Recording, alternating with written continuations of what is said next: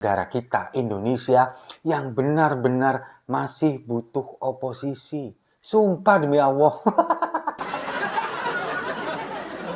Memang ya, ini saya ingin merespon apa yang disampaikan oleh Ketua MPR kita, Pak Bambang Susatyo atau Pak Bamsud, yang mengatakan bahwa yang dibutuhkan sekarang ini adalah politik gotong royong. Kita tidak butuh oposisi. Kemudian kemarin beberapa hari yang lalu sempat ditambahkan lagi oleh Pak Erlangga Hartarto, Ketua Umum Partai Golkar, yang mengatakan bahwa partai-partai ini, parpol-parpol harus pada bersatu semua demi untuk menghadapi dampak dari konflik Iran dan Israel.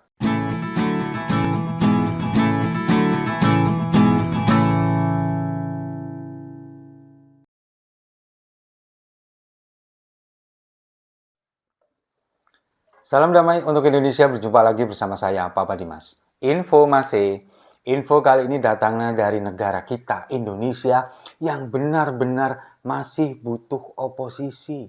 Sumpah demi Allah.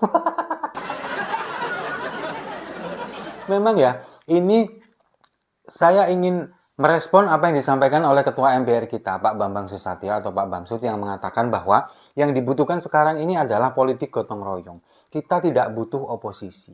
Kemudian kemarin beberapa hari yang lalu sempat ditambahkan lagi oleh Pak Erlangga Hartarto, Ketua Umum Partai Golkar, yang mengatakan bahwa partai-partai ini, parpol-parpol harus pada bersatu semua demi untuk menghadapi dampak dari konflik Iran dan Israel. Ketika Iran kemudian menyerang Israel, kemudian kan nanti dikhawatirkan akan dampak secara ekonomi ini akan meluas bahkan ke seluruh dunia, akan global dampaknya. Bahan-bahan pangan, bahan-bahan pokok ini harganya akan naik, lalu kemudian harga BBM juga akan naik. Ini yang kemudian membuat Pak Erlangga Hartarto mengatakan bahwa parpol ini harus bersatu semuanya, kemudian untuk menghadapi dampak ini semua, kita harus bersatu demi untuk negara kita supaya tetap berdiri tegak meskipun di tengah kepungan konflik dari negara Timur Tengah. Nah, oke, kalau misalkan memang kita harus bersatu, ini setuju. Tapi apa yang disampaikan oleh Pak Erlangga Hartarto dan Pak Bamsud kemarin ini kan sebetulnya sangat tendensius. Mereka ini sebetulnya menginginkan bahwa PDI Perjuangan atau parpol yang lain jangan ada yang jadi oposisi. Partai-partai ini harus bersatu untuk bergabung di Koalisi Indonesia Maju, bergabung di pemerintahan. Dan itu yang sebetulnya sungguh sangat amat bahaya. Bayangkan, kalau misalkan ini benar-benar terjadi, apa yang akan melanda negara kita? Pemerintahan tanpa oposisi. Coba bayangkan. Kita berkaca saja pada pemerintah sekarang, di pemerintah Presiden Jokowi. Ketika oposisinya ini hanya ada dua parpol, yakni Demokrat dan juga PKS. Pada waktu itu, sebelum Demokrat tergoda.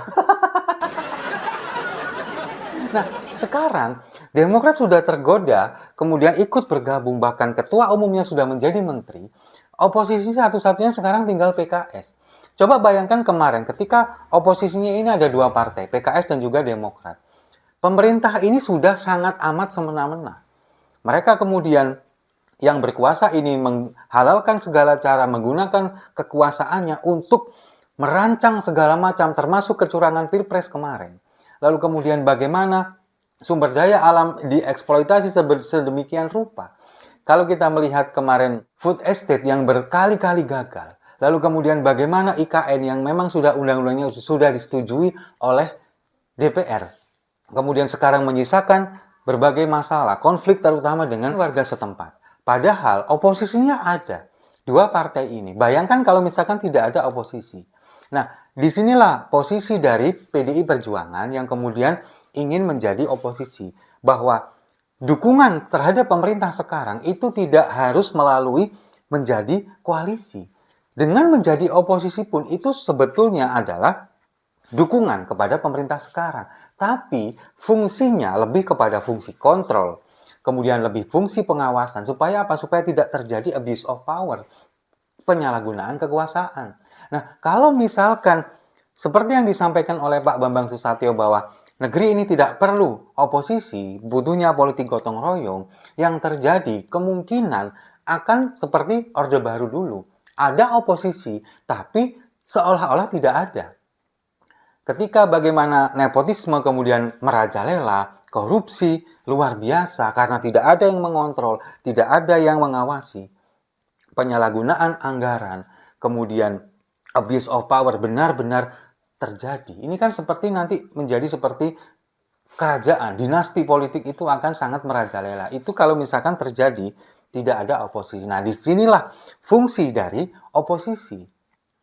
Nah, kalau misalkan nanti PDI Perjuangan kemudian tergoda untuk bergabung koalisi dengan Indonesia Maju, koalisi Indonesia Maju, saya masih mengharapkan ada partai-partai yang lain ini untuk menjadi oposisi, meskipun kecil jumlahnya, seperti PKS misalkan, atau kemudian juga Nasdem misalkan, atau PKB juga misalkan, menjadi oposisi. Tapi kalau saya berkeyakinan, sejauh ini berkeyakinan, bahwa PDI Perjuangan masih tetap akan menjadi oposisi. Karena pernah dulu, sudah di era Pak SBY, ketika tahun 2004 sampai 2014, PDI Perjuangan selama 10 tahun menjadi oposisi. Itu kan juga berfungsi dengan baik, fungsi kontrol, kemudian juga fungsi pengawasan itu juga berlangsung dengan baik. Nah, kalau sekarang ini kemudian menjadi oposisi lagi, bagi saya itu adalah sebuah pencapaian yang selain dia menjadi partai pemenang pemilu, kemudian menjadi oposisi, saya meyakini di parlemen kita pasti akan ada balance atau keseimbangan. Dengan jumlah kursi yang sangat banyak di parlemen, kemungkinan mereka ini akan menjadi penyeimbang pemerintah yang sekarang. Supaya tidak terjadi abuse of power, kemudian juga menjalankan fungsi kontrol dan pengawasan itu. Nah, kemudian dengan konflik Iran dan Israel sekarang yang terjadi, kemudian Pak Erlangga Hartarto kemudian ingin mengajak parpol-parpol untuk bersatu, seolah-olah menguatkan pernyataan Pak Bamsud bahwa kita tidak perlu oposisi, itu sebetulnya salah besar bagi saya. Karena apa? Meskipun pemerintah ini harus memang diperkuat dengan berbagai macam parpol yang bergabung di pemerintahan, tapi tetap perlu adanya oposisi seperti yang saya sampaikan tadi. Dia harus ada di sana, mendukung pemerintah, menjalankan fungsinya sebagai oposisi untuk mengontrol, untuk mengawasi. Sekarang misalkan terjadi kenaikan harga minyak mentah, katakanlah, misalkan. Sementara pemerintah ini cadangan subsidinya sudah sangat mepet, maka satu-satunya cara harus mencabut subsidi dan menaikkan harga BBM. Meskipun sekarang dikatakan tidak akan menaikkan harga BBM minimal sampai bulan Juni nanti. Nah, kalau misalkan tidak ada oposisi, bayangkan, pemerintah ini ingin menaikkan harga BBM sesuka-sukanya, tidak ada yang mencegah, tidak ada yang mengawasi, tidak ada yang mengontrol. Subsidi dicabut seenaknya, kemudian tidak diperhitungkan lagi bagaimana dampaknya kepada masyarakat yang ada di bawah. Coba bayangkan kalau tidak ada oposisi. Tapi ketika oposisi ini ada, mereka pasti akan berpihak atau berpikir dengan pola pikir yang ada di masyarakat. Oke, pemerintah memang harus mencabut subsidi meskipun sedikit dikurangi. Tapi dampaknya kepada masyarakat ini seperti apa? Nah, itulah fungsi dari oposisi. Nah, kalau misalkan dibiarkan, katakanlah terjadi seperti yang disampaikan oleh Pak Bamsud, bahwa oposisi ini tidak diperlukan di negara kita. Perlunya politik gotong royong. Mungkin politik gotong royong, kemudian kedamaian di antara para elit ini hanya terjadi di atas saja, di kalangan para elit, di kalangan para pejabat.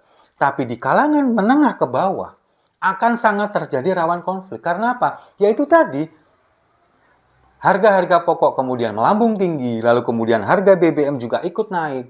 Sementara pendapatan masyarakat yang kita tahu sekarang masih stuck seperti ini saja, kemungkinan terjadi akan seperti tahun 98, krisis ekonomi. Nah, apakah itu yang diinginkan Partai Golkar? Kalau saya sih enggak.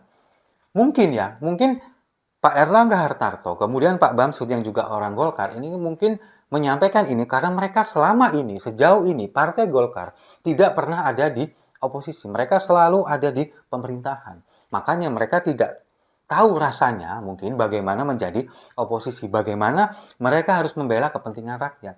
Yang mereka tahu, mereka ini hanyalah ingin membela kepentingan golongannya, kemudian harus dengan cara menjilat kepada pemerintah. Mungkin seperti itu.